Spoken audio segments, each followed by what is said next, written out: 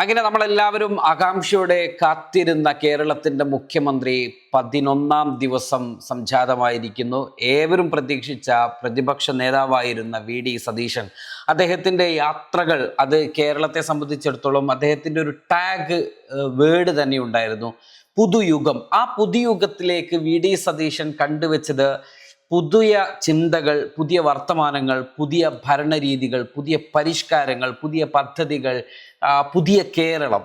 ആ തരത്തിലേക്ക് കേരളത്തിലെ ജനതയെ ഉത്തേജിപ്പിക്കാൻ അദ്ദേഹത്തിന് സാധിച്ചു എന്നതാണ് അദ്ദേഹത്തിൻ്റെ ഏറ്റവും വലിയ പ്രത്യേകതയായിട്ട് വരുന്നത്. മാത്രവുമല്ല, ഒരു നേതാവിനുണ്ടാവേണ്ട വളരെ പ്രധാനപ്പെട്ട ഒരു ക്വാളിറ്റി, സമീപ ഭാവിയിൽ എന്ത് സംഭവിക്കും എന്ന് മുന്നേ കൂട്ടി കാണുവാനുള്ള പ്രധാനപ്പെട്ട കഴിവാണ്.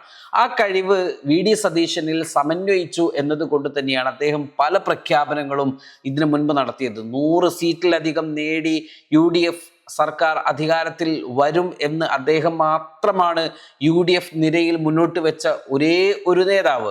മാത്രമല്ല, അദ്ദേഹത്തിൻ്റെ പല പ്രഖ്യാപനങ്ങളും 63 സീറ്റുകളുമായി കോൺഗ്രസ് ഏറ്റവും വലിയ ഒറ്റകക്ഷിയാകുമെന്ന് ഹൈക്കമാൻഡിനെ 5-8 മാസങ്ങൾക്ക് മുൻപ് തന്നെ അദ്ദേഹം നൽകിയൊരു റിപ്പോർട്ടുണ്ട്.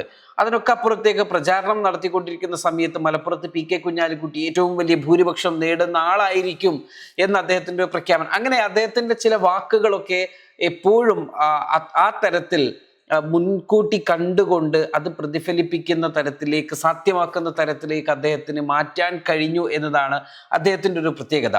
ഏതായിരുന്നാലും കഴിഞ്ഞ 10 ദിവസങ്ങളും കേരളത്തിനകത്ത്, സംഘടനാ സംവിധാനത്തിനകത്ത്, ഹൈക്കമാൻഡിനകത്ത് വലിയ പിരിമുറുക്കമുണ്ടായി. ജനങ്ങൾ അദ്ദേഹത്തിന് വേണ്ടി വാദിച്ചുകൊണ്ടേ നിന്നു, തെരുവിലിറങ്ങി. 2006 VS അച്യുതാനന്ദനെ മുഖ്യമന്ത്രിയാക്കില്ല എന്ന് തീരുമാനമെടുത്ത് പോളിറ്റ് ബ്യൂറോ പിരിഞ്ഞപ്പോൾ കേരളത്തിലെ ജനങ്ങൾ ഒന്നാകെ ആ സമരനായകന്റെ പിറകിൽ അണിനിരക്കുകയും അദ്ദേഹത്തിനെ മുഖ്യമന്ത്രിയാക്കണമെന്ന് തെരുവിൽ ആവശ്യപ്പെടുകയും ഒരിക്കലും തിരുത്താൻ കഴിയില്ല, അല്ലെങ്കിൽ തിരുത്തില്ല എന്ന് തീരുമാനിച്ചിരുന്ന പോളിറ്റ് ബ്യൂറോ പോലും ആ തീരുമാനം തിരുത്തി പിന്നീട് ഡൽഹിയിൽ നിന്ന് മുഖ്യമന്ത്രിയായി VS അച്യുതാനന്ദൻ പറന്നിറങ്ങിയതൊക്കെ കേരളത്തിന്റെ രാഷ്ട്രീയ ചരിത്രത്തിൽ ഒരു ചരിത്ര സന്ദർഭങ്ങളായിരുന്നുവെങ്കിൽ അതിനനുസ്മരിപ്പിക്കുന്ന മറ്റൊരു സംഭവ വികാസമാണ് കോൺഗ്രസിനകത്തും ഇവിടെ നടന്നിരിക്കുന്നത് എന്നത് പറയാതിരിക്കാൻ കഴിയില്ല.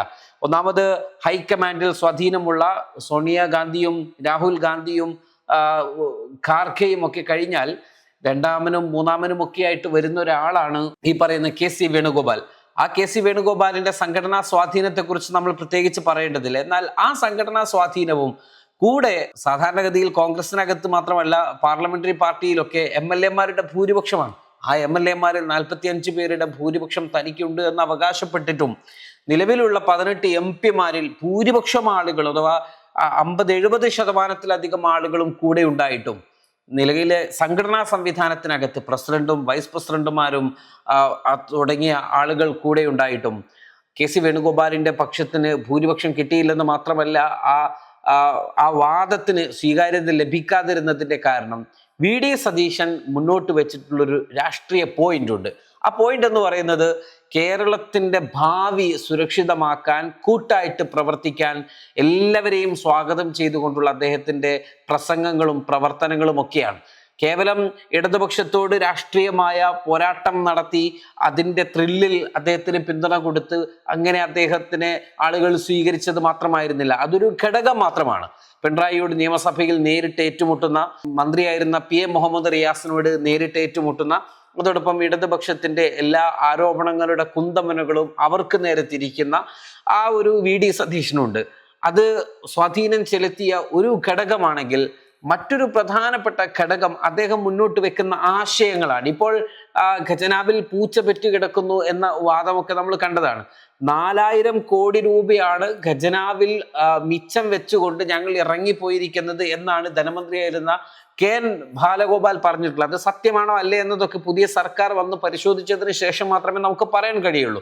ഇടതുപക്ഷത്തിന്റെ ഒരു സ്വഭാവം വെച്ച് അത് സത്യമാകുവാനുള്ള സാധ്യത നിലവിലില്ല എന്നാണ് വ്യക്തിപരമായ എൻ്റെ അഭിപ്രായം. എന്നാൽ വി.ഡി. സതീശനെ സംബന്ധിച്ചിടത്തോളം അദ്ദേഹത്തിന്റെ നേരത്തെ പറഞ്ഞ പോലെ പല കാര്യങ്ങളിലും അദ്ദേഹത്തിന്റെ അറിവ്, അദ്ദേഹത്തിന്റെ ജ്ഞാനം, അല്ലെങ്കിൽ പഠിക്കുവാനുള്ള അദ്ദേഹത്തിന്റെ നിയമസഭയിൽ ഓരോ പ്രസംഗങ്ങളും എടുത്തു നോക്കുക, വളരെ കൃത്യമായിട്ട് കാൽക്കുലേറ്റ് ചെയ്ത് അദ്ദേഹം പ്രസംഗം നടത്തും. ആ പ്രസംഗത്തോട് ആർക്കും എതിര് പറയാൻ കഴിയാത്ത ഒന്നായിട്ട് മാറും. മാത്രമല്ല, നേരത്തെ ലോട്ടറി വിഷയവുമായി ബന്ധപ്പെട്ടുകൊണ്ട് അന്നത്തെ ധനമന്ത്രിയായിരുന്ന തോമസ് ഐസക്കുമായിട്ട് ഒരു പ്രസ് ക്ലബിൽ വി.ഡി. സതീശന്റെ ഒരു സംവാദമുണ്ട്. ആ സംവാദമാണ് വി.ഡി. സതീശൻ എന്ന ഉരുക്കു മനുഷ്യനാക്കി മാറ്റുന്നതിലേക്ക് നിർണായകമായ പങ്ക് വഹിച്ചിട്ടുണ്ടായിരുന്നു. ആ സതീശൻ മുന്നോട്ട് വെക്കുന്ന ആശയങ്ങൾ, പഠിക്കുന്ന, വായിക്കുന്ന, പുതിയ പുതിയ കാലത്തെക്കുറിച്ച് റിസർച്ച് ചെയ്യുന്ന, പുതിയ കാലഘട്ടത്തിന്റെ എല്ലാ സ്പന്ദനങ്ങളെയും വളരെ കൃത്യമായിട്ട് മനസ്സിലാക്കിക്കൊണ്ട് അവതരിപ്പിക്കുന്ന ഒരു വി.ഡി. സതീശനുണ്ട്.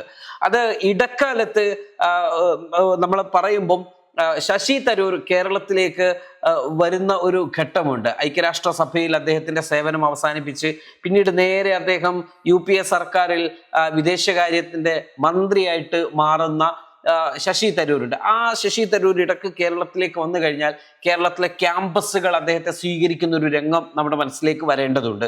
എന്നുവെച്ചാൽ ഒരു ഇന്റലക്ച്വൽ കപ്പാസിറ്റി ഉള്ള ഒരു രാഷ്ട്രീയ നേതാവ് കേരളത്തിനകത്തേക്ക് വന്നു കഴിഞ്ഞാൽ അതിന്റെ മാറ്റം ഉണ്ടാകുമെന്ന് ഒരു തലമുറ വിശ്വസിക്കുന്നതിന്റെ ഭാഗമായിട്ടാണ് ശശി തരൂരിന് ആ ഒരു സ്വീകാര്യത കിട്ടിയത്. പിന്നീട് അദ്ദേഹത്തിന്റെ പല രാഷ്ട്രീയ ഇടപെടലുകളും, വിടാതെ പിന്തുടർന്ന വിവാദങ്ങളും, കോൺഗ്രസിനെ സമ്മർദ്ദത്തിലാക്കുന്ന പലതരത്തിലുള്ള പ്രസ്താവനകളുമൊക്കെ കോൺഗ്രസ് അണികളിലും അതോടൊപ്പം തന്നെ രാഷ്ട്രീയ മനസ്സുകളിൽ നിന്നുമൊക്കെ അദ്ദേഹത്തിന് ചില പരിക്കുകളൊക്കെ ഉണ്ടാക്കി. എങ്കിലും വലിയ പ്രശ്നങ്ങളില്ല, അദ്ദേഹം മുന്നോട്ട് പോവാണ്. അതേ ശൈലിയിലാണ് ഇപ്പോൾ കേരളത്തിൽ വി.ഡി. സതീശനുള്ള സ്വീകാര്യതയും ഒരു ഭാഗത്ത് ജനങ്ങൾ നൽകിക്കൊണ്ടിരിക്കുന്നത്. അതിന്റെ പ്രധാനപ്പെട്ട കാരണം അദ്ദേഹത്തിന്റെ ആ ഒരു intellectual capacity cum political statement and political narrations അദ്ദേഹം വളരെ കൃത്യമായിട്ട് അഡ്രസ് ചെയ്യുന്നു, മുന്നോട്ട് കൊണ്ടുപോകുന്നു എന്നതുകൊണ്ടാണ്. ആ തലത്തിൽ വി.ഡി. സതീശൻ ഒരു പുതിയ ഒരു യുഗത്തിന് വേണ്ടിയുള്ള, നവകേരളവും പുതുയുഗവും തമ്മിലായിരുന്നു മത്സരമുണ്ടായിരുന്നത്. അതിൽ പുതുയുഗത്തിനാണ് സ്വീകാര്യത ലഭിച്ചത്. ഇനി വി.ഡി. സതീശന്റെ മുൻപിൽ ഒരുപാട് വെല്ലുവിളികൾ നിറഞ്ഞു നിൽക്കുകയാണ്. കേരളത്തെ സംബന്ധിച്ചിടത്തോളം കേരളം വലിയ ഒരു ഇടത് സർക്കാരിന്റെ 10 വർഷം നീണ്ട ഭരണത്തിൽ ഒരുപാട് പ്രശ്നങ്ങൾ, വിലക്കയറ്റം കൊണ്ട് പൊറുതിമുട്ടിയ ജനവിഭാഗം ഒരു ഭാഗത്തുണ്ട്. അപ്പൊ സോഷ്യൽ മീഡിയയിൽ ഉൾപ്പെടെ വർഗീയത നിറഞ്ഞാടിക്കൊണ്ടിരിക്കുകയാണ്. ഒരു ലിമിറ്റും ഇതിനില്ല. വാളെടുത്തവരൊക്കെ വെളിച്ചപ്പാടാകുന്ന തരത്തിലേക്കുള്ള കാര്യങ്ങൾ മുന്നോട്ട് പോകുന്നു. ഇതിനൊക്കെ ഒരു നിയന്ത്രണം അനിവാര്യമാണ്. അതോടൊപ്പം തന്നെ വി.ഡി. സതീശൻ തന്നെ പറഞ്ഞൊരു കാര്യം, ഭരണത്തിലെത്തിക്കഴിഞ്ഞാൽ ഇങ്ങനെ ആയിരിക്കില്ല. മുൻ വർഷങ്ങളിലൊക്കെ പല അഡ്ജസ്റ്റ്മെന്റുകളും ഉണ്ടാകുമായിരുന്നു. ആ അഡ്ജസ്റ്റ്മെന്റുകൾ ഇനി ഉണ്ടാകില്ല എന്ന കൃത്യമായ സൂചനകൾ നൽകുന്നു. അതോടൊപ്പം തന്നെയാണ് കേരളത്തിന്റെ നിലവിലുള്ള സാമ്പത്തികാവസ്ഥയ്ക്കും അതോടൊപ്പം വരാനിരിക്കുന്ന പ്രതിസന്ധിയുമൊക്കെ ഖജനാവിൽ പൂച്ച പെറ്റി കിടക്കുന്നു എന്നുള്ള പരാമർശങ്ങളൊക്കെ നമുക്കിതിനു മുൻപ് അറിയാവുന്ന കാര്യങ്ങളാണ്. എന്നാൽ ഇപ്പോൾ ഗൾഫ് വലിയൊരു യുദ്ധമുനയിൽ നിൽക്കുകയാണ്. കേരളത്തെ സംബന്ധിച്ചിടത്തോളം ഗൾഫിനെ ആശ്രയിച്ചു കൊണ്ടുള്ള പുരോഗതി കൈവരിക്കപ്പെട്ടൊരു സംസ്ഥാനമാണ്, ഒരു കൊച്ചു സ്റ്റേറ്റാണ് നമ്മുടെ ഈ കേരളം. ഇപ്പോഴും ആ ഗൾഫിനെ ആശ്രയിച്ചുകൊണ്ട് നിൽക്കുന്ന വലിയ ഒരു വിഭവം തന്നെയാണ് നമ്മുടേത്. ഇപ്പോൾ ഗൾഫിന് പ്രതിസന്ധി വന്നു കഴിഞ്ഞാൽ സ്വാഭാവികമായിട്ടും ആ വരുമാനം കുറഞ്ഞു കഴിഞ്ഞാൽ നമ്മുടെ സംസ്ഥാനത്തിന്റെ പുരോഗതിയെ അത് കാര്യമായിട്ട് ബാധിക്കും. സ്വാഭാവികമായിട്ടും പദ്ധതികൾ UDF സർക്കാർ മുന്നോട്ട് വെച്ചിട്ടുണ്ട്. പെൺകുട്ടികൾക്ക് 1000 രൂപ, കോളേജുകളിൽ പഠിക്കുന്ന പെൺകുട്ടികൾക്ക്, ഡിഗ്രി പഠിക്കുന്ന കുട്ടികൾക്ക് 1000 രൂപ, ഒപ്പം തന്നെ 3000 രൂപ പെൻഷൻ വർദ്ധിപ്പിച്ചു കൊടുക്കൽ, അതോടൊപ്പം തന്നെ KSRTCയിലെ സ്ത്രീകൾക്കുള്ള സൗജന്യ യാത്ര, മറ്റൊന്ന് യുവ സംരംഭകർക്കുള്ള വായ്പാ പദ്ധതി, അതോടൊപ്പം തന്നെ മറ്റ് വായ്പാ പദ്ധതികളൊക്കെ, പലിശരഹിത വായ്പ, ആ തരത്തിലൊക്കെ പദ്ധതി. ഇതിനൊക്കെ ഖജനാവിൽ പണം വേണം.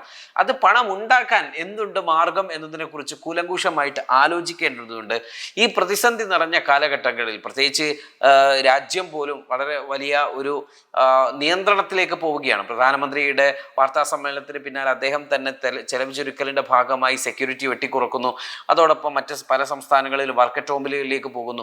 ഇതെന്തോ ഒന്ന് വരാനുണ്ട് എന്നൊരു പ്രതീതി നമ്മുടെ മുമ്പിലുണ്ട്. ആ ഒരു സമയത്ത് തന്നെയാണ് പുതിയ സർക്കാർ അധികാരത്തിൽ വരുന്നത്. അങ്ങനെ അധികാരത്തിൽ വരുന്ന സർക്കാരിനെ സംബന്ധിച്ചിടത്തോളം ഇത്തരം പ്രശ്നങ്ങളും പ്രയാസങ്ങളും ഒക്കെ വളരെ വലിയ വെല്ലുവിളി നിറഞ്ഞതാണ്. ആ വെല്ലുവിളികളെയൊക്കെ നികത്താൻ എന്തുണ്ട് വി.ഡി. സതീശന്റെ കയ്യിലുള്ള മാന്ത്രിക വടി, മാന്ത്രിക ദണ്ട് എന്നത് നമ്മൾ ആലോചിക്കേണ്ടത്. ഏതായിരുന്നാലും പുതിയ തലമുറക്കൊക്കെ ഒരു ആവേശം നൽകുന്ന, ആവേശം ജനിപ്പിക്കുന്ന, അവരെ കൂടുതൽ പൊളിറ്റിക്കലാക്കുന്ന ഒരു ഭരണം തന്നെ ആവാനാണ് വി.ഡി. സതീശന്റെ നേതൃത്വത്തിലുള്ള സാധ്യത എന്നാണ് നമ്മൾ ഇപ്പോഴും വിശ്വസിക്കുന്നത്. അതിന് അദ്ദേഹത്തിന് കഴിയട്ടെ. ഒരു പുതിയ മോഡൽ ഒരു ഭരണം വ്യവസ്ഥിതിയും നമ്മുടെ കേരളത്തിനകത്തേക്ക് വരികയാണെങ്കിൽ അത് സ്വാഗതാർഹമാണ്. ആ തരത്തിലുള്ള ഒരു പ്രതീക്ഷ വെച്ച് പുലർത്തുന്ന വലിയ ഒരു വിഭാഗം നമ്മുടെ കേരളത്തിലുണ്ട്.